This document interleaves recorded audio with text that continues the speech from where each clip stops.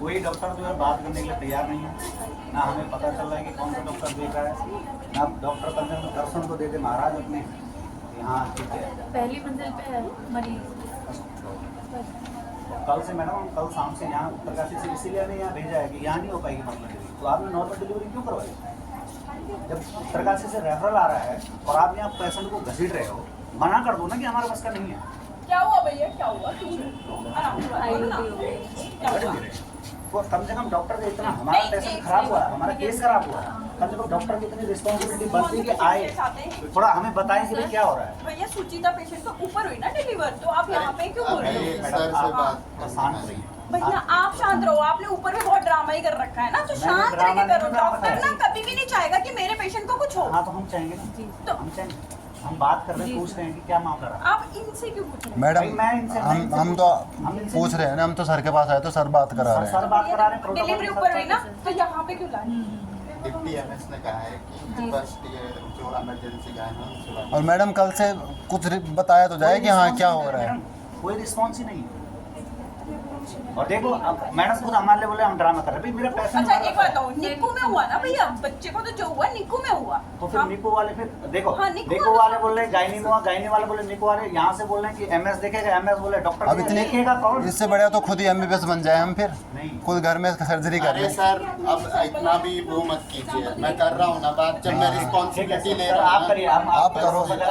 Madam बोल रहे ना, एक और पेशेंट आपके लिए बहुत मेहनत करनी पड़ती है। बेटा बाहर बैठो है ना, और इतने सारे लोग हैं यहाँ पे। भैया वीडियो की मेरा नाम राकेश जगूड़ी है और मैं बच्चे का, मेरी बहन है, बड़ी बहन है, और मैं सबसे पहले मीडिया का धन्यवाद करता हूं कि आप लोग यहां पर आए और मेरी प्रॉब्लम सुनी।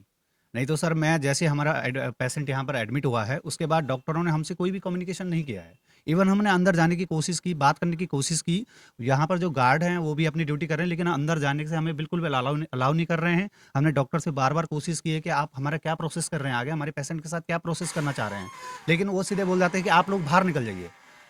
और हम बाहर निकल जाएंगे फिर हमारे पेशेंट की सूद-बूद कौन लेगा?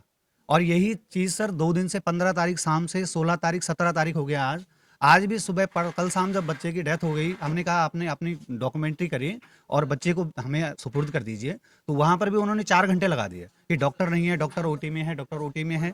तो अगर डॉक्टर ओटी में है तो वो ओटी में ही रहेंगे क्या? और आज भी हम अपने पेशेंट को जो है ले जाना चाह रहे हैं, हमारा पेशेंट अंदर रो रहा है, सबके बच्चे हाथ में देख रहा है और हमारा पेशेंट परेशान हो रहा है वहाँ पर।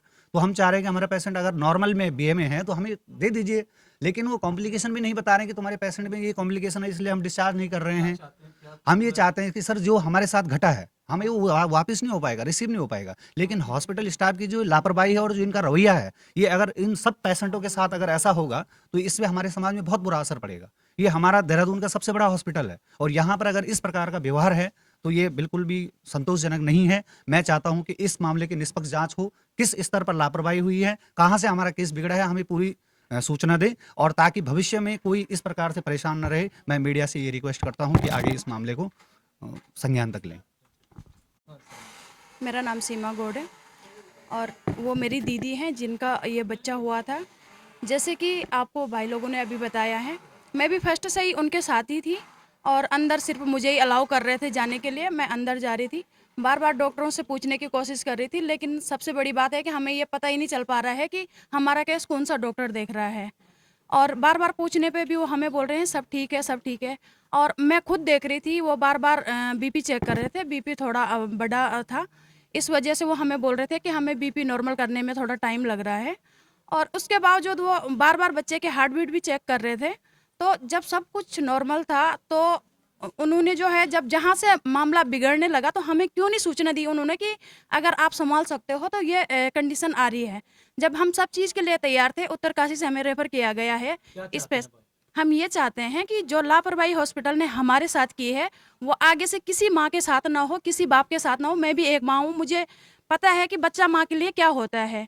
और उसके जो है शादी के बाद उसका बच्चा हुआ है, लड़का हुआ है, 20 साल हो चुके हैं शादी को, तो एक माँ वही समझ सकती है कि उनको अपने बच्चे को खोने का क्या दुख है। और अब जो है सुबह से हम डिस्चार्ज के लिए लगे हैं, वहाँ पे वो माहौल देख रहे हैं तो बार बार रो रहे हैं, बहुत ज़्यादा वीकनेस उनको महसूस हो रही है। तो हम ये चाह रहे हैं कि वो हमें डिस्चार्ज दें, हम अपने पेशेंट का ध्यान रखें और जो चीज़ें हमारे साथ हुई है वो चीज़ें किसी औरों के साथ ना हो, ये अपेक्षा करती हूँ मैं।